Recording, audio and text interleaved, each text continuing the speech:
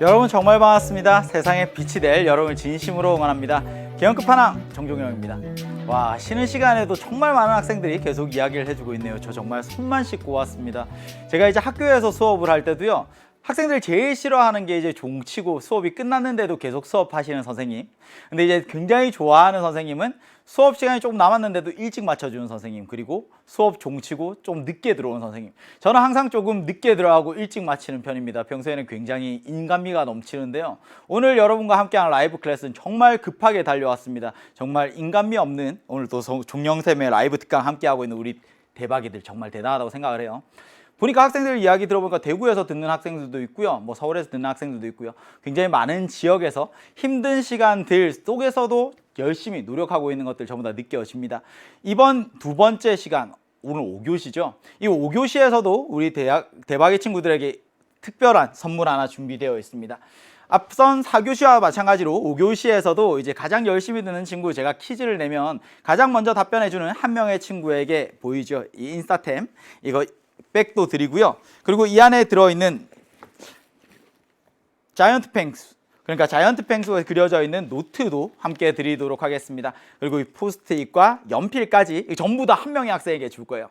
제가 질문하면 그 질문에 답변해 주는 친구, 혹은 제가 틀린 내용이 있으면 우리 친구들이 꼭 먼저 이야기해 주면요, 그 친구들에게 선물 드리도록 하겠습니다. 그리고 여기 옆에 교환 다운로드 받는 거 있죠. 교환 다운로드 받으셔서 이제 같이 수업 들으시고, 혹은 수능 특강 수학원 게시판에 들어가셔도 제가 오늘 함께하는 강의 자료는 올려뒀습니다. 어쩌면 조금 이제 모든 문제들 다 풀지 못할 수도 있어요. 제가 1교시를 한번 해보니까 학생들이랑 이야기하면서 나가기에 문항수가 조금 많다 싶으면 똑같은 유형의 문제들은 빼고 좀 개념 설명 위주로 쭉쭉쭉 들어가 보도록 하겠습니다. 김별석 학생이 저희 학교 학생들 되게 부럽다고. 근데 막상 저희 학교 학생들은 제 수업할 때마다 뭔가 굉장히 좀 슬픈 표정들을 짓고 있어요. 그렇게 부러워하지 않으셔도 될 것 같습니다. 오늘 이제 우리 친구들에게 하고 싶은 이야기, 꿈은 도망가지 않는다. 도망가는 것은 항상 자기 자신이다. 이 공부를 하다 보면 마냥 매일매일이 그렇게 행복하지만은 않습니다. 처음에 내가 품었던 꿈에서부터 점점 무언가 멀어진다는 느낌들을 받을 때가 있죠. 그럼에도 불구하고 지금 내 발걸음에 자신감을 좀 가지셔야 돼요. 내 스스로를 믿고 한 걸음 한 걸음 쌓아가는 그 발걸음이 결코 가볍지 않습니다. 그러니까 항상 수학 잘하려면 어떻게 해야 돼요? 혹은 공부 잘하려면 어떻게 해야 돼요? 좋은 대학 가려면 어떻게 해야 돼요? 하고 물어보는 친구들이 있는데요, 저는 항상 똑같은 답변들을 합니다. 여러분들이 계획한 대로 그것이 무엇이 되었든 하루 변하지 않고 꾸준히 해낼 수만 있다면 분명히 미래는 변할 거다. 그러니까 지금 당장 조금 내 자신이 초라해 보여도요, 전혀 주눅 드실 필요 없어요.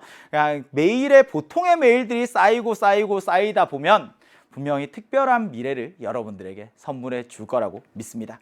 오늘 우리가 함께 할 이야기는 이제 통계적 추정에 대한 이야기입니다. 정말 많은 용어들이 계속 나올 거예요. 헷갈립니다. 하지만 여러분들 헷갈리더라도 그냥 우선 처음에 편하게 들으세요. 그리고 그 느낌들만 계속 그 이야기를 하는데요, 제가 영어 단어 외우듯이 토시 하나 틀리지 않고 전부 다 이렇게 외우실 필요 없고요, 그냥 흐름들만 그냥 생각하면서 가시면 됩니다. 오늘 우리가 함께 할 이야기가 이 통계적 추정에 대한 이야기인데, 이게 이제 우리나라가 있어요. 대한민국에서 어떤 집단의 특성들을 파악하려고 하면 통계 조사라는 걸 해야 됩니다. 근데 통계 조사를 할 때 예를 들어서 이 대한민국에 있는 모든 고등학교 남학생 키의 평균을 구하고 싶어요. 그럼 고등학생들 전체 다 하면 그래도 한 120만 정도 되지 않을까? 120만 명. 혹은 고등학교 학생들의, 남학생은 그 중에서 한 60만 명 정도 되겠죠. 혹은 고등학생들 중에서 얘들이 하루에 핸드폰을 얼만큼 사용합니까? 핸드폰 사용하는 시간을 구하고 싶어요. 근데 이런 것들을 120만 명을 전부 다 조사하는 건 사실상 불가능하겠죠. 그러면 내가 해야 되는 건 뭘까? 저렇게 많은 사람들을 전부 다 내가 일일이 조사하지를 못하니까 이 중에서 나는 일부만을 조사할 거야. 이랬어요. 일부만 조사할 거야. 근데 일부만 조사할 때 중요한 건 이런 거죠. 선생님 몇 명 조사할 건데요? 10명만 조사해도 되나? 그럼 10명만 조사를 하고 나면 그러면은 1명, 2명의 값에 따라서 크게 영향을 받겠죠. 제가 농구 선수들은요, 한 185cm가 되어도 단신이라는 표현을 쓰잖아요. 농구 선수 10명 이렇게 조사하면 안 될 거거든요. 그러니까 이건 적당히 인원수가 커야 될 거야. 그렇다고 해서 인원수가 너무 많아버리면요, 이건 또 조사하기가 힘들지 않겠습니까? 그러면 일부만을 조사할 때 과연 몇 명을 조사할 건데, 이게 굉장히 중요한 주제겠네요. 적당히 효율적이어야 돼요. 적당히 빠르게 할 수 있어야 됩니다. 그럼에도 불구하고 적당히 신뢰도가 높아야 돼요. 아, 적당히 빠르면서도 정확해야 되네. 중요한 건 정확성이랑 그리고 신속성이네요. 그러기 위해서 나는 몇 명을 조사해야 될까? 여기에서 이제 몇 가지 용어들이 나옵니다. 선생님, 내가 구하고 싶은 집단이라는 건 매번 문제마다 달라질 수 있어요. 고등학교 3학년 학생들의 키의 평균이 될 수도 있고요. 어쩌면 어떤 마트에서 판매하고 있는 과일의 당도가 될 수도 있습니다. 어쩌면 어느 공장에서 생산한 수명, 정부의 수명일 수도 있어요. 새로 접는 핸드폰이 나왔대. 이거 몇 번 접어야 될까? 이런 내구성 테스트를 할 수도 있어요. 근데 전부 다 빠짐없이 조사하는 걸 전수조사라고 합니다. 근데 전수조사가 가지고 있는 한계는 뭐니? 돈이 필요해요. 그리고 많은 시간이 필요합니다. 많은 노력이 필요합니다. 그래서 많은 시간과 노력과 돈이 필요하기 때문에 나는 일부만을 조사할 거야. 그걸 표본 조사라고 하는 거죠. 일부만을 조사할 거야. 그런데 이 표본 조사를 하고 나면 분명히 전체를 다 조사한 결과와 오차가 있지 않을까? 그거 자연스러운 거죠. 오차가 있을 거예요. 내가 이 120만 명을 다 조사하기 힘들어서 만약에 1000명만 조사를 했어요. 근데 1000명을 딱 조사했는데 키의 평균이 172.3cm래. 이게 120만 명의 전체의 평균이라고 할 수는 없잖아요. 오차가 있을 거야. 그럼에도 불구하고, 오차가 있음에도 불구하고 나는 일부만 조사할 거야. 왜? 이게 훨씬 더 효율적이니까. 훨씬 더 효율적이니까 나는 일부만을 조사하되 오차를 감안을 하는 거죠. 여기서 플러스 마이너스 얼마 하고 나면 그 안에 평균이 들어있지 않을까. 그렇다면 이 인원만 적당히 잘 잡아주면 굉장히 효율적인 표본조사라는 걸 할 수가 있다는 거지요. 왼쪽에 가서 용어들 한번 정리하도록 하겠습니다. 통계조사에서 조사 대상이 되는 집단 전체를 모집단이라고 해요. 모집단. 근데 모집단은 문제마다 다릅니다. 문제마다 다름. 하나도 빠짐없이 다 조사하려고 하는 거예요. 그럼 그건 뭐예요? 집단 전체를, 모집단을 빠짐없이 전부 다 조사하는 걸 전수조사라고 하지. 근데 전수조사는 시간이 필요해, 노력이 필요해, 돈이 필요해. 물론 전부 다 조사하면 정확한 측정값을 알 수는 있지만 이렇게 비효율적인 일을 나는 하지 않을 거야. 물론 전수조사가 필요한 상황도 있습니다. 전수조사가 꼭 필요한 상황에는 전수조사 전체를 다 조사해야겠지만 전수조사보다 나는 적당히 빠르게, 적당히 정확한 값이 필요해. 그러면 뭘 한다고요? 표본조사를 한다고요. 표본조사라는 건 인정하는 거예요. 오차가 있음을. 오차가 있을 수 있음을. 그럼에도 불구하고 시간에, 비용에 너무나 효율적이기 때문에 나는 표본조사를 하려고 합니다. 그럼 이제 용어들을 조금 더 설명을 하죠. 모집단이 있어요. 모집단에서 몇 개만 뽑았습니다. 일부만 조사를 하겠다는 이야기지. 그러면 표본집단이라는 게 돼요. 나는 표본집단을 조사하고 싶어. 근데 몇 개 뽑을 거니? 얼만큼 뽑아야 되니? 그걸 표본의 크기라고 합니다. 표본의 크기가 10이에요. 10개 뽑았다는 이야기죠. 표본의 크기가 100입니다. 100개 뽑았다는 이야기예요.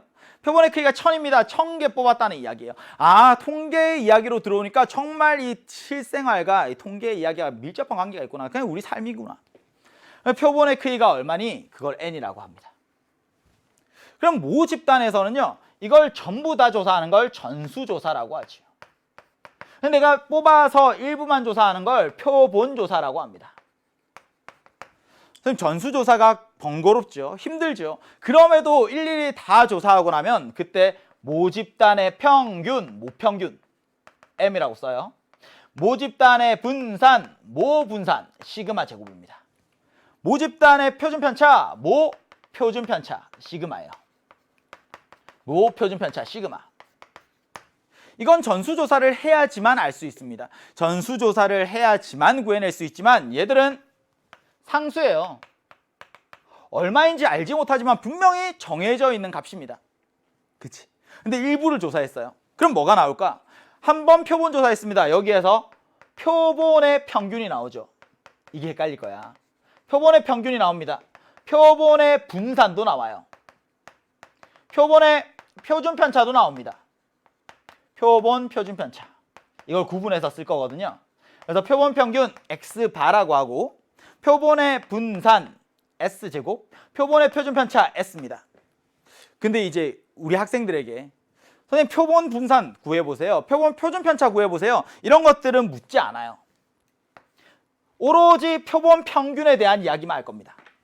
근데 생각을 하는 거야. 이 표본 평균 X바라는 건 말이야. 이 구하는 사람들이 누구인지에 따라서 누가 몇 개를 뽑아내는지에 따라서 매번 달라질 수 있다. 일반적으로 다를 거야. 그쵸?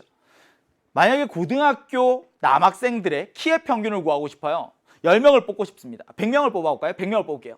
그럼 제가 100명을 뽑는 것과 옆에 있는 대박이가 100명을 뽑는 것과 또 다른 친구가 100명을 뽑는 것과 오별현 학생이 뽑는 것, 김별빈가요? 방별유 학생이 뽑는 거 이런 표본들이요. 전부 다 다를 거예요. 근데 달라질 수 있습니다. 그건 변할 수 있어? 아, 확률 변수구나. 누가 뽑는지에 따라서 달라질 수 있구나. 그리고 이 표본 평균 X바라는 건 이 모평균과 어때요? 같지 않아. 오차가 있을 겁니다. 다를 겁니다. 그럼에도 불구하고 내가 정확하게 표본 조사를 하려고 하면 임의로 추출을 해줘야 돼요. 특정 집단에서 얘들이 뽑히지 않도록 여러 지역에 여러 연령대에 다양한 남녀 성비에도 고려해서 그러니까 얘들이 어느 한 집단에 집중되지 않도록 임의 추출합니다. 그리고 보건 추출을 하죠. 그래서 임의 추출을 해서 몇 개를 뽑을까? 그래서 표본 조사를 할 거야. 근데 이 표본 조사라는 건 매번 누가 어떻게 표본을 뽑는지에 따라서 그 평균이 달라질 수 있다. 만약에 키라는 게 있어요. 고3 남학생의 키의 평균. 제가 100명을 조사했습니다. n이 100이네요. 표본의 크기가 100인 표본을 조사했습니다. 그랬더니 173.2cm가 나왔어요. 다른 친구가 또 100명을 조사했대요. 그럼 171.5cm가 나왔대. 또 다른 친구가 조사를 했습니다. 174.1cm가 나왔대요. 아, 구하는 사람들마다 그 평균이 다르게 나올 수도 있겠구나. 그럼에도 불구하고 얘는 모평균과 오차는 있지만 그래도 어느 정도 비슷하지 않을까? 뭐 이런 생각들을 하는 거죠. 그럼 만약에 100명을 조사했어요. 이거 어떻게 하는 거니? 그럼 첫 번째 사람, 두 번째 사람, 세 번째 사람 쭉쭉쭉 다 더해서 100번째 사람까지 얘들을 다 더해서 그냥 100으로 나눠주면요. 이게 표본의 평균 X바입니다. 모평균은 뭐라고요? 전수조사해야지만 알 수 있는 모집단이 가지고 있는 특징, 상수입니다. 근데 표본 평균은 뭐라고요? 표본 조사할 때마다 달라질 수 있는 확률 변수입니다. 그건 누가 구하는지에 따라서 매번 달라질 수 있어요. 그치? 그래서 이 표본 평균에 대한 이야기, 모평균에 대한 이야기 이런 것들 쭉 한번 정리를 해보시고요. 왼쪽에 있는 건 상수야. 근데 오른쪽에 있는 건 확률 변수야 라는 것 꼭 기억을 해 두시기 바랍니다. 이 부분은 제가 앞에서 설명을 드렸거든요. 모집단과 표본 집단을 이제 비교하는 것들. 비교한 이야기를 다 했으니까 넘어가서 이제 문제를 한번 풀어볼게요. 이런 문제들은 뭐 단독적으로 출제될 가능성이 굉장히 낮습니다. 굉장히 낮으니까 그냥 여러분들 편한 마음으로 그냥 보시면 되고요. 나중에 이제 뒤에 가면 제가 출제 빈도가 높은 문제들은 출제 빈도가 높다고 여러분들에게 또 강조를 드릴 겁니다. 지금 이제 학생들 굉장히 많이 열심히 이제 채팅들을 해주고 있네요. 오별한 학생이 표본 평균은 그냥 표본을 뽑힌 애들 평균이에요. 맞습니다. 그래서 매번 달라질 수 있어요. 김별진 학생이 이 집 맛집이네요. 확통 맛집이네요.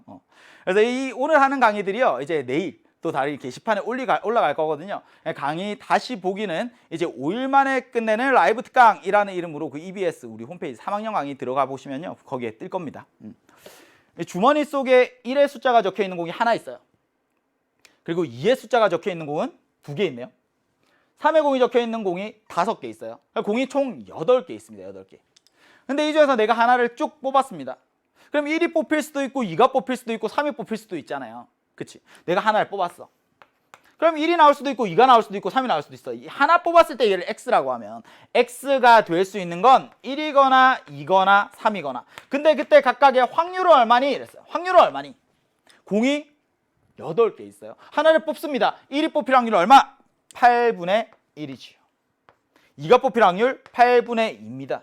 3이 뽑힐 확률 8분의 5입니다. 와우. 당연히 얘들 다 더하면요. 확률의 총합이니까 1이 되는 거 자연스럽죠. 근데 얘가 이랬어. 선생님 하나를 확인하고 다시 넣어요. 그리고 또다시 뽑습니다. 그게 뭐예요? 그게 복원 추출이에요. 하나 뽑고 넣고 다시 뽑는 거야. 그러면 처음에 내가 1을 뽑을 확률이나 두 번째 1을 뽑을 확률이나 당연히 확률은 똑같겠죠. 이거 이해할 수 있어요? 표본 평균이 x가 아니야. x바입니다. 아, x바라는 건 말이야. x바는 내가 처음에 뽑은 애, 두 번째 뽑은 애 얘들의 평균이니까 더해서 2로 나누는 거예요. 근데 x바가 2가 될 확률, 선생님 처음에 뽑은 걸요 x1이라고 한번 해볼게요. 두 번째 뽑은 걸요 x2라고 해볼게요. 그러면 1이 뽑힐 수 있고 2가 뽑힐 수 있고 3이 뽑힐 수 있고, 얘도 1이 뽑힐 수 있고 2가 뽑힐 수 있고 3이 뽑힐 수 있고, 자연스럽죠. 근데 평균이 2가 되는 건 어때요? 1 뽑고 3 뽑고 오케이, 이 경우 가능해. 2가 나오고 또 2가 나와도 오케이, 얘도 가능해. 3이 나오고 1이 나오고 오케이, 얘도 가능해. 그러니까 세 가지 경우가 있는 거죠. 한번 구하러 가봅시다. x바가 2일 확률은 얼마입니까? 그럼 케이스가 세 가지입니다. 1을 뽑고 3을 뽑을 확률, 처음에 1 뽑힐 확률 8분의 1, 그 다음 3 뽑힐 확률 8분의 5, 8분의 1 곱하기 8분의 5 했더니 64분의 5가 되죠. 선생님 2를 뽑고 2를 뽑는 거는요? 2와 2를 뽑는 거? 아, 얘는 8분의 2 곱하기 8분의 2야. 그러니까 64분의 4가 되네요. 선생님 3을 뽑고 1을 뽑을 확률은요? 오케이, 얘 8분의 5 곱하기 8분의 1이야. 똑같죠? 64분의 5입니다. 아, 얘들을 쭉 다 더하면 정답 64분의 14가 되네요. 약분하면 32분의 7이 됩니다. 이게 수능에 나왔던 4점짜리 기출문제예요. 꽤 오래된 문제입니다. 그래서 제가 이 문제는 단독적으로 출제될 가능성은 높지 않아. 그럼에도 불구하고 이 표본 평균이라는 것의 의미를 느끼기 위해서 한 문제 한편 살펴봤습니다. 됐죠? 이 표본 평균에 대한 이야기는 한번 해봤고요. 그러면 이제 표본 평균의 분포를 또 이해해보자. 와. 지금까지 한 거 먼저 한번 복습을 합시다. 모집단, 내가 조사하고 싶은 대상 전체예요. 근데 모집단을 빠짐없이 다 조사하는 걸 뭐라고 해요? 전수조사라고 하죠. 근데 전수조사는 한계가 있어. 그래서 나는 표본조사 일부만을 조사할 거야. 그러니까 일부만을 조사합니다. 일부만을 조사하고 나서요, 그 일부의 조사의 결과를 가지고 나중에 전체를 추정하는 일을 우리 함께 할 겁니다.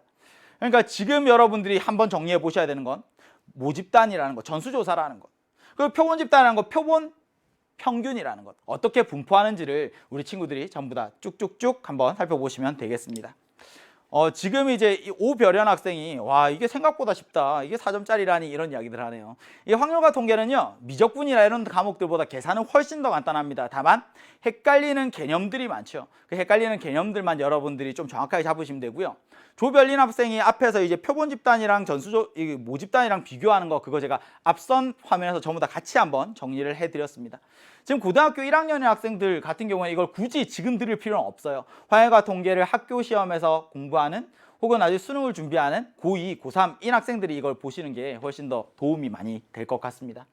표본 평균의 분포를 한번 생각을 해보도록 할게요. 여기 지금 상자 안에 1, 3, 5, 7 이렇게 4개의 공이 있어요. 내가 이 중에서 하나의 공을 쏙 뽑을 거예요. 1이 뽑히거나 3이 뽑히거나 5가 뽑히거나 혹은 7이 뽑히겠죠. 그 4가지 경우 말고는 나올 수가 없잖아. 근데 각각의 숫자들을 뽑을 수 있는 확률은 당연히 4분의 1입니다. 그쵸? 그럼 여기에서 하나 뽑았을 때 나온 애를 x라고 하면, 아, x가 될 수 있는 건 1이나 3이나 5나 7이에요. 맞습니까? 그때 각각의 공이 뽑힐 확률은 얼마예요? 당연히 4분의 1. 얘도 4분의 1, 얘도 4분의 1, 얘도 4분의 1. 각각의 공이 뽑힐 확률은 전부 다 똑같습니다. 그치? 근데 한 번 뽑았어요. 넣고 나서 또 한 번 뽑았습니다. 뭐예요? 복원 추출. 넣고 나서 또 뽑은 거야. 그래서 몇 번 할까요? 2번 할게요. 2번. n이 2입니다. 이걸 어떻게 읽어요? 표본의 크기가 2인 표본을 복원 추출했다, 이런 거죠. 요거가 좀 낯설 수 있습니다. 그냥 하나 뽑고 넣었다가 다시 또 뽑고 라고 이해하시면 됩니다. 이해 잘 된다고 하는 학생들 많아서 지금 기분이 좋아요. 저도 간판 깜짝 놀랐습니다. 누굴 닮았다고 했는데 저한테 이렇게 호의적으로 닮았다고 이런 칭찬하는 댓글이 없어가지고 오늘 굉장히 기분 좋은 것들도 많네요. 이렇게 2개를 뽑아요. 그럼 2개를 뽑고 나서요, 그때 평균이라는 건 처음 뽑은 것, 두 번째 뽑은 것, 얘들을 쭉 더해서 2로 나누면 되거든요. 해볼게요. 처음에 뽑은 공, 두 번째 뽑은 공, 1 뽑힐 수 있고 3 뽑힐 수 있고 5, 7 오케이. 여기도 1, 3, 5, 7. 아, 가능한 건 몇 가지 있어요? 총 16가지. 그지? 16가지 있어요. 그럼 이 16가지들에서 우리가 평균들을 구합니다. 평균 1이랑 1 뽑았어요. 평균 1. 1이랑 3 뽑았어요. 평균 2. 평균 3, 평균 4. 오케이. 얘들도 똑같이 평균 2, 3, 4, 5. 평균 3, 4, 5, 6. 평균 4, 5, 6, 7. 이렇게 오는 거죠. 선생님, 2개를 뽑았습니다. 2개를 뽑아서 평균을 구했더니 걔를 X바라고 했대요. 저기 상자 안에는 공이 1, 3, 5, 7 밖에 없지만 평균이라는 건 1이 될 수도 있고 2가 될 수도 있고 3이 될 수도 있고 4가 될 수도 있고 5가 될 수도 있고 6이 될 수도 있고 7이 될 수도 있는 것 아니겠습니까? 각각의 확률들은 어떻게 됩니까? 확률들 왼쪽에 그걸 보고 찾는 거예요. 이 16가지 경우는 각각 전부 다 확률이 16분의 1로 다 똑같을 거예요. 그러니까 16분의 1로 다 똑같을 테니까요. 얘는 하나 있네. 16분의 1. 얘는 2개 있어요. 16분의 2, 16분의 3, 16분의 4 이렇게. 다시 16분의 3, 16분의 2, 16분의 1 다 더하면 16분의 16. 그래서 확률의 총합이 1입니다. 여기서 하나 느낍시다. 이런 걸. 그럼 처음에는 공을 하나 뽑을 확률이 각각 4분의 1로 똑같았지만 이제 2개를 뽑아서 평균을 구하니까 어때요? 1이 나올 확률, 2가 나올 확률, 3이 나올 확률, 4가 나올 확률 다 다르죠. 심지어 4가 나올 확률이 제일 크고요. 이렇게 올라갔다가 내려오는 대칭성도 느껴져요. 나는 직접 해보지는 않았지만 만약에 표본의 크기가 3이 되고 표본의 크기가 4가 되고 표본의 크기가 5가 되면 점점 n이 커질수록 얘들이 좌우대칭인 종 모양의 형태에 가까워지지 않을까? 이런 이야기들. 그래서 이런 이야기들을 여러분들이 생각을 하셔야 되는데 조별일 학생이 이런 문제를 풀 때 항상 표를 그려야 하나요? 나중에는 표를 그리지 않아도 머릿속에 어느 정도 사고가 정리가 되겠지만 처음에는 계속 표를 그려내는 습관들이 굉장히 중요합니다. 제가 이제 이사 확률 변수와 연속 확률 변수 2개가 있다고 했잖아요. 근데 이사 확률 변수라는 건 말이야 얘들아 끊어져 있어. 그래서 표를 그리고 평균 구하고 분산 구하고 표준 편차 구하고 이게 굉장히 중요한 역할이고요. 근데 연속 확률 변수에서는 얘들 그래프를 그리고 나서 넓이를 통해 확률을 구하는 게 굉장히 중요한 거야. 이런 거죠. 이게 한 번만 딱 측정을 한 측정값은요 보통 소문자를 씁니다. 근데 이제 일반적으로 그 문자들을 나타낼 때 표본 평균들 전체를 나타내거나 이럴 때는요 보통 이제 대문자들을 나타내요. 그러니까 내가 한 번 조사한 결과에서는 이제 소문자들 측정값들, 근데 대문자는 일반적인 문자를 읽는 방법들. 그래서 이렇게 쭉 구하고 보니까 나는 이런 생각이 들어요. 표본 평균이라는 건 말이야 표본의 크기가 커질수록 정규 분포에 가까워지네. 근데 위에서 이 평균을 구하고 분산을 구하고 표준 편차를 구하고 하진 않을 겁니다. 이걸 하면 평균이 m, 분산이 시그마 제곱, 표준 편차 시그마 이렇게 되잖아요. 근데 x바라는 건 말이야 어떤 분포를 따르고 있니? 이게 이번 시간의 핵심이에요. x바는 어떤 분포를 따르고 있니? 헷갈립니다. 표본 평균들은 말이야 어떤 분포를 따르고 있니? 각각의 사람들이 구한 표본 평균들은 다 다를 수 있어요. 근데 이 표본 평균이라는 건 말이야 n이 충분히 크다면 정규 분포에 가까워질 거야. 그러면 평균과 분산을 알아야 되는데 표본 평균의 평균은 모평균과 같아요. 이거 조금 이따 한글로 다시 설명을 드릴게요. 그 다음 표본 평균의 분산은 n분의 시그마 제곱, 표본 평균의 표준 편차는 루트 n분의 시그마입니다. 이제 이 부분에서 학생들이 굉장히 많이 힘들어합니다. 그래서 지금 2번째 시간에 여러분들이 이제 생각을 해 두셔야 되는 건 모평균이 있어요. 모평균 m. 그리고 표본 평균 x바가 있습니다. 이 둘은 약간 이해했어. 근데 새로운 애가 하나 더 등장을 했어요. 표본, 말도 어려워요. 평균의 평균, 평균의 평균 이래요. x바라는 게 표본 평균이거든요. x바의 평균입니다. 생각해보자. 모평균은 언제 구할 수 있니? 이걸 모평균이라는 건 전수조사해야지만 구할 수 있어요. 전수조사해야지만 구할 수 있어. 근데 얘가 상수라는 사실은 압니다. 얼마인지는 모르지만 너무 시간이 많이 필요해요. 너무 많은 돈이 필요해요. 그래서 나는 전수조사를 하지 않아도 표본조사하면 일부만 조사하는 거죠. 근데 이건 어때요? 매번 달라질 수 있어요. 달라질 수 있다. 그래서 얘는 두둥 확률 변수입니다. 일부만을 조사한 거예요. 그래서 일부만을 조사하고 나면 당연히 오차가 있을 거야. 오차가 있음에도 나는 인정해. 왜? 얘가 훨씬 더 효율적이니까. 표본 평균이라는 건 누가 구하는지에 따라서 전부 다 달라질 수 있다. 확률 변수야. 그럼 모평균과 오차가 있다는 것도 인정해요. 근데 가능한 표본 평균을 전부 다 고려하면 모평균과 같습니다. 모평균과 같다. 이 통계 단원에서는요, 증명 같은 것들이 없어요. 유도하지 않습니다. 그냥 그렇게 됨이 이렇게 됨이 알려져 있어. 그냥 여러분들이 받아들여야 되는 부분이에요. 내가 한 번 조사한 표본 평균은 모평균과 다를 수 있어요. 근데 가능한 모든 표본 평균들을 다 모아서 얘들을 평균을 내면 모평균과 똑같습니다. 그래서 표본 평균 X바라는 게 어떤 분포를 따르는지 아셔야 돼요. 평균 알죠? 그 다음 분산 알죠? 표준 편차 알죠? 오케이. X바라는 건 말이야, 평균이 M이야. 분산은 원래 모 분산을 표본의 크기로 나누는 거예요. N분의 시그마 제곱. 그래서 이게 굉장히 많이 나타납니다. X바라는 표본 평균은 표준 편차가 어떻게 되니? 루트 N분의 시그마, 루트 N분의 시그마, 루트 N분의 시그마. 이번 시간, 다음 시간 계속 나올 거예요. 이 세 가지를 정확하게 이해하고 있다면 지금부터 푸는 내용들은 어렵지 않을 겁니다. 모평균, 표본 평균의 평균. 혀가 계속 꼬이려고 해요. 굉장히 어렵죠. 굉장히 노력하고 있어요. 제대로 발음하려고. 그래서 우리 친구들도 뭔가 래퍼 같다는 이야기들을 굉장히 많이 해주고 있네요. 표본 평균의 분포라는 걸 정리하면요, 이렇습니다. 모집단에서 모평균, 모분산, 모표준 편차 뭐라고요? 얘는 상수야. 근데 전수조사해야지만 알 수 있어. 표본 평균, 표본 분산, 표본 표준 편차 얘들은 확률 변수야. 여러분들에게 표본의 분산과 표준 편차 구하라는 이야기 하지 않아요. 얘만 아시면 됩니다. X바는 어떤 분포가 있니? X바라는 건 말이야, 평균이 모평균과 같아요. X바라는 건 말이야, 분산이 모분산을 표본의 크기로 나눈 것과 같아요. 표본 평균의 표준 편차 루트 N분의 시그마입니다. 이건 만약에 모집단이 정규분포를 따르고 있어요. 그럼 모집단이 정규분포를 따르고 있으면 표본을 몇 개를 뽑아도요, 하나만을 뽑든 두 개를 뽑든 세 개를 뽑든 항상 정규분포를 따릅니다. 근데 얘가 모집단이 정규분포를 따르지 않아.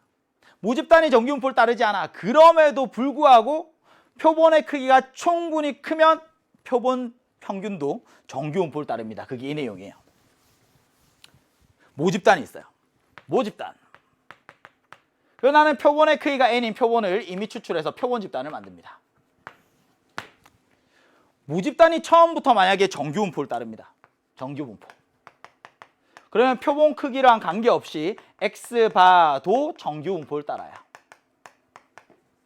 근데 설령 모집단이 정규분포를 따르지 않아요. 그럼에도 불구하고 표본의 크기인 n이 충분히 크면 X바는 정규분포를 따른다는 사실이 알려져 있다. 알려져 있다. 이 내용들을 가지고 이제 문제들을 계속 풀 겁니다. 우리가 지난 시간에 어떤 이야기를 했냐면요, 정규분포라는 걸 배웠어요. 어쨌든 통계 자료들을 보면 평균 주변에 밀집한 많은 데이터들이 밀집한 형태로 나타나. 그래서 좌우 대칭인 종 모양이 나타나죠. 평균을 기준으로 표준 편차가 몇 배만큼 떨어져 있니? 쭉쭉 칸을 나누어서 그 넓이가 확률을 의미한다라고 했습니다. 근데 이제는 표본 평균인 X바가 어떤 정규분포를 따르는지 알아야만 돼요. 표본 평균 X바라는 건 말이야, 평균이 모평균과 같습니다. 그리고 표준 편차가 루트 N분의 시그마가 됩니다. 이런 정규분포를 따른다는 사실만 알면 얘들을 그냥 우리가 넓이 구하듯이 해주면 돼요. 지금 난별 학생이 충분히 큰 게 뭐예요? 이렇게 표현했어요. 충분히 크다는 걸 명확하게 딱 정의하지 않지만 일반적으로 n이 30 이상이면 충분히 크다라고 합니다. 그래서 n이 30 이상이 되면 충분히 크다. 그리고 여러분들에게 묻는 건 다 충분히 큰 경우들이 나와요. 한번 문제들 봅시다. 확률 변수 x가 정규분포를 따릅니다. 누가? x가. 근데 x가 따르는 정규분포는 말이야, 평균이 60이에요. 그리고 표준 편차가 10입니다. x는 평균이 60이고 표준 편차가 12인 정규분포를 따라요. 이게 모집단이야, 모집단. 모집단에서 내가 몇 개만 뽑아서 그 임의 추출해서 표본을 조사할 거예요. 9개 한번 뽑아볼까요? 16개 한번 뽑아볼까요? 36개 한번 뽑아볼까요? 그렇게 뽑고 나면 표본의 평균 X바라는 것도 당연히 정규 분포를 따를 겁니다. 모집단에서 N1, 얘를 우선 9개 한번 뽑아볼 거야. 혹은 모집단에서 N2, 얘를 16개를 뽑아볼 거야. N3, 36개를 뽑아볼 거야. 근데 뽑고 나면 어쨌든 그때 우리의 표본 평균들도 당연히 정규분포를 따를 거라는 거죠. 그럼 뭘 알아야 되니? 얘들이 정규분포를 따른대. 평균 알아야 되죠. 그리고 표준 편차의 제곱, 분산 알아야 되죠. 이 두 가지를 알아야만 된다는 거지.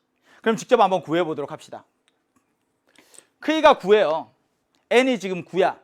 그럼 표준 편차가 루트 n분의 시그마거든요. 아, 평균은 그대로 오는 거야. 모평균과 같으니까. 근데 루트 n분의 시그마니까 3으로 나눠줘야 되는 거죠. 정규분포를 따릅니다. 60, 표준 편차가 3분의 10이니까 4인. 이런 정규분포를 따라요. 누가? X1바가. 9개 뽑았을 때는 그렇습니다.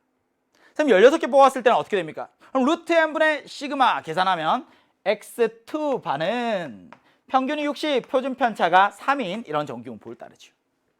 선생님 36개 뽑았어요. 36개 뽑았습니다. 36개 뽑으면 X3라는 건 말이야. 평균이 60, 표준 편차만 달라. 얼마? 루트 n분의 시그마 2인이죠. 이런 거야. 상식적으로 생각을 해도 내가 9개를 뽑았을 때는 하나하나의 크기 때문에 영향을 많이 받을 수 있어요. 그러니까 평균이 아무리 60이라고 해도 내가 9개를 뽑아서 조사했을 때 딱 60이 나올 거라고 장담할 수 없어. 그 60에서부터 더 멀리 떨어진 값들이 나올 확률이 높다는 거죠. 근데 36개 뽑았어요. 얘도 평균이 60. 아, 60 가까이에 나올 가능성이 더 크다는 이야기구나. 적게 뽑을 때보다 더 많이 뽑을 때가 평균에 가까운 값이 나올 가능성이 더 크겠네. 그럼 그림은 이렇게 되지 않을까? 평균이 60입니다.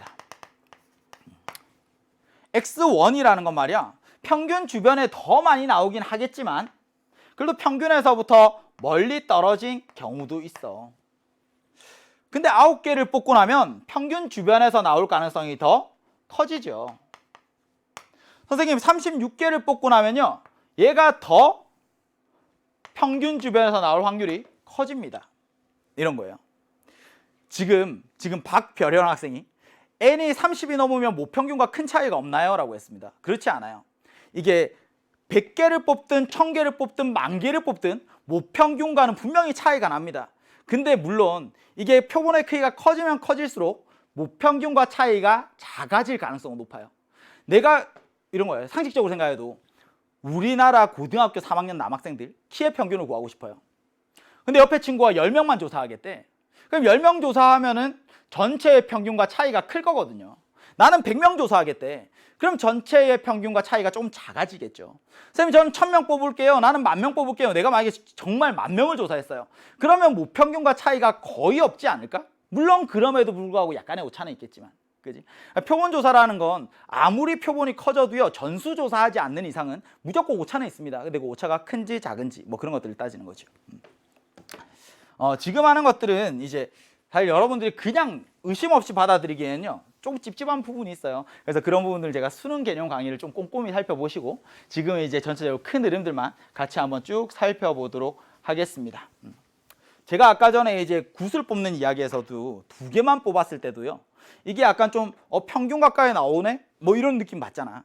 그러니까 권별리 학생이 크기가 크면 모집단에 가까워지는데 모집단이 정규분포가 아닌데도 표본 집단은 정규분포가 될 수 있나요? 이게 지금 의미를 잘못 이해한 건데 이게 지금 내가 만약에 10개를 조사를 하든 100개를 조사하든 1000개를 조사를 하든 딱 한 번에 표본 조사만 하면요.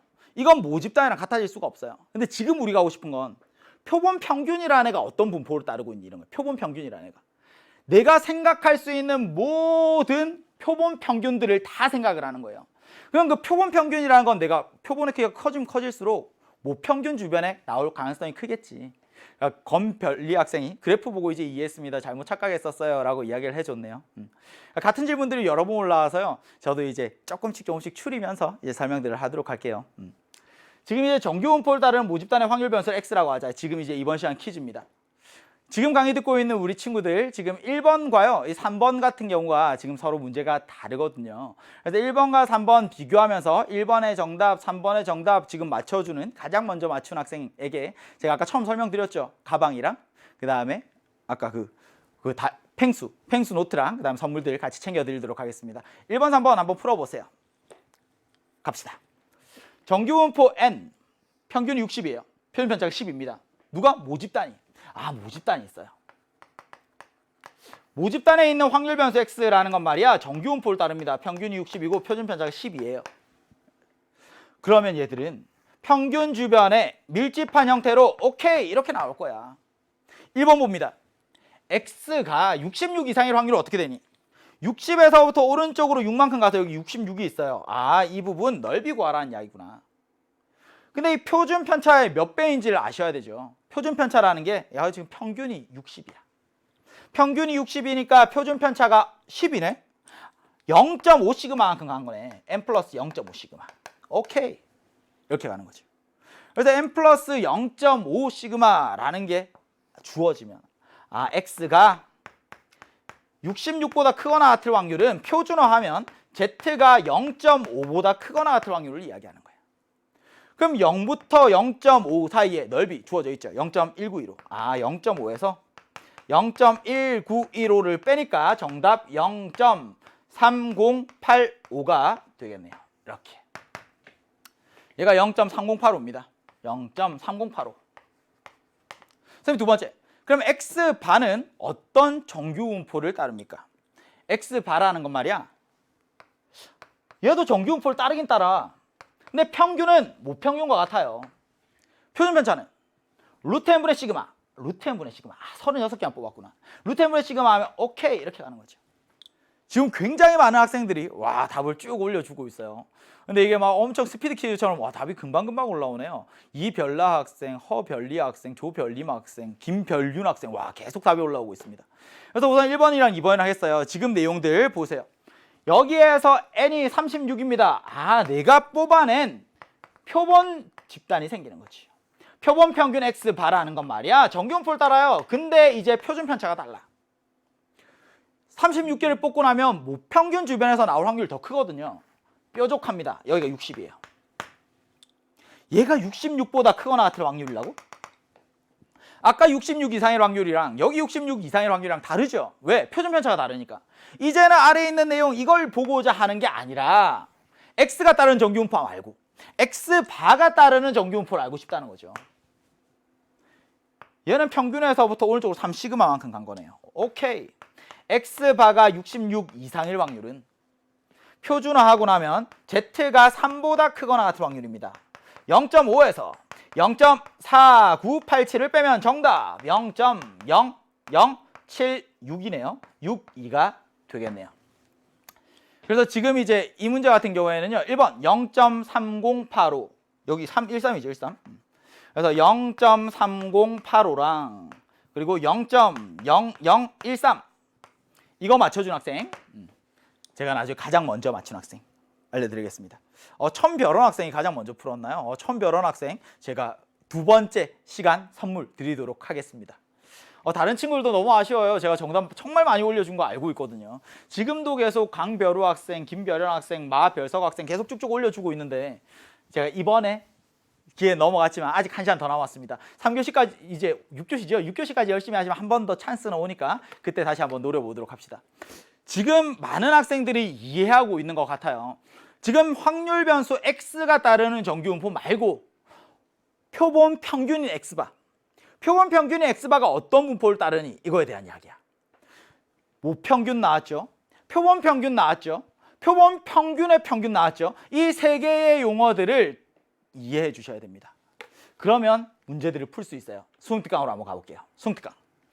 수능특강 93쪽 예제 3번의 문제를 한번 해결해 볼 겁니다. 지금 우리가 함께한 내용들 가지고 읽어봅시다. 어느 회사에서 생산하는 커피 음료가 있어요. 근데 그 한 캔의 용량은 평균이 250입니다. 밑줄. 어느 회사에서 생산하는 커피 음료 한 캔의 용량은 평균이 250입니다. 표준 편차가 10이에요. 그건 회사에서 생산한 커피 음료 전체를 이야기하는 거죠. 뭐예요? 모집단. 모집단. 모집단이 어느 회사에서 생산하는 커피 음료예요. 그럼 이 커피 음료를 하나 선택을 하면 얘는 평균이 250이고 표준 편차가 10입니다. 아, 맞아요. 근데 이 중에서 나는 몇 개를 뽑을 건지 알아야 되거든. 표본의 크기죠. 몇 개 조사할까요? 전부 다 조사할 수는 없어요. 그래서 25개만 조사합니다. 25개만 조사해요. 아, 표본의 크기가 25입니다. 오케이. 그러면 표본 집단이 생기죠. 지금 이제 잘 풀었던 친구들도 있고요. 지금 이 내용이 조금 헷갈려하는 친구들도 있습니다. 그런데 제가 처음에도 말씀드렸지만 개념은 굉장히 낯설어요. 비슷한 개념들이 굉장히 많습니다. 그럼에도 불구하고 문제의 유형은 항상 똑같아요. 그러니까 한 문제 풀고 나면 다음 문제, 그 다음 문제 계속 똑같거든요. 한 3문제 정도 보고 나면 아, 처음에 저런 이야기였구나 느껴질 겁니다. 표본 평균은 어떤 정규분포를 따르니? 평균은 모평균과 같아요. 그대로 가져옵니다. 뭐만 달라요? 표준 편차만. 루트 n분의 시그마 루트 25로 표준 편차를 나눠요. 그럼 표준 편차가 2가 되는 거지. 아, 내가 구하고 싶었던 건 이 x의 표준 편차가 아니야. x의 분포가 궁금한 게 아니야. 대신에 x 바의 분포가 궁금했던 거죠. 평균이 250이라는 사실을 압니다. 근데 뭘 구하고 싶어요? 251부터 어디까지? 253까지 이 확률을 구하고 싶어요. 뭘? 넓이를 알고 싶습니다. 확률 변수 x바가 251보다 크거나 같고 253보다 작거나 같을 확률은 어떻게 될까? 표준 편차의 몇 배만큼 간지가 중요한 거잖아요. 표준 편차가 2예요. 오른쪽으로 1만큼 갔네. 그게 중요한 게 아니라 표준 편차의 0.5배만큼 간 거야. 선생님 오른쪽으로 3만큼 갔네요. 표준 편차의 1.5배만큼 간 거야. 오케이. 0.5부터 1.5 사이에 있을 확률을 구하라는 이야기구나. 근데 표를 보고 저걸 바로 찾을 수는 없지. 왜? 항상 평균에서부터 시작을 해야 되니까. 평균에서부터 표준 편차 1.5배만큼 왔어요. 0.433입니다. 0.5만큼 왔어요. 0.1915예요. 와우, 여기에 그대로 있네. 얘들 계산하는 거지. 0.4332에서 0.1915로 뺍니다. 정답 0.2417 되겠네요. 할 수 있어요. 앞에 했던 문제와 이 문제 굉장히 비슷한 느낌들이 들 겁니다. 그래서 이 비슷한 느낌들 그대로 가져가면서 이제 마지막 기출문제 한번 풀어볼까요? 기출문제로 가시죠. 기출문제. 기출문제를 제가 이제 2개를 가지고 왔는데요. 그 중에서 이제 하나만 하도록 하겠습니다. 넘어가서 이거 한번 해볼게요. 2018학년도 대수능 나영. 2018학년도 대수능 나영의 15번 한번 풀어보도록 하죠. 이 15번이라서 4점짜리 문항이에요. 근데 우리 친구들 분명히 풀어낼 수 있을 겁니다. 왜? 앞선 문제랑 지금 문제랑 거의 똑같으니까. 우선 문제를 쭉 읽으면서 모집단이 뭐니? 어떤 정규분포를 따르니? 근데 몇 개 뽑아낼 거니? 그것만 체크하시면 되죠. 모집단 먼저 체크합시다. 모집단은 누구니? 어느 공장에서 생산하는 화장품 한 개의 내용량. 이게 궁금한 거예요. 오케이, 밑줄. 어느 공장에서 생산하는 화장품 전체가 모집단입니다. 근데 그 내용량을 알고 싶다고 해서 전수조사를 다 하는 건 힘들죠. 그래서 난 전수조사하지 않을 거야. 그 중에서 하나만 뽑으면 확률 변수 x는 평균이 201.5고 표준 편차가 1.8인 이런 정규분포를 따르는데 몇 개를 뽑을 거예요? 9개만 뽑을 거예요. 몇 개 안 뽑네요. 9개만 뽑네. 그럼 이 중에서 표본의 크기가 9인 표본을 이미 추출합니다. 화장품 다 조사하기 힘들어서 나는 9개만 뽑아서 조사할 거야. 근데 누가 9개를 뽑는지에 따라서 다 다르지 않겠어요? 내가 뽑은 9개, 우리 PD님이 뽑은 9개, 감독님이 뽑은 9개, 우리 강의 듣고 있는 대박이들 뽑은 9개 다 다를 겁니다. 근데 그 평균인 X바라는 건 말이야. 얘도 정규분포를 따르나 사실은 알아요. 평균은 그대로 가져옵니다. 201.5. 표준 편차가 어떻게 돼요? 루트 n분의 시그마. 루트 n분의 시그마. 루트 n분의 시그마 표준 편차가 0.6입니다. 그랬더니 이제는 x가 따르는 정규분포 말고 x바가 따르는 정규분포 이게 궁금하다고. 평균이 201.5입니다. 뭘 구하고 싶어요?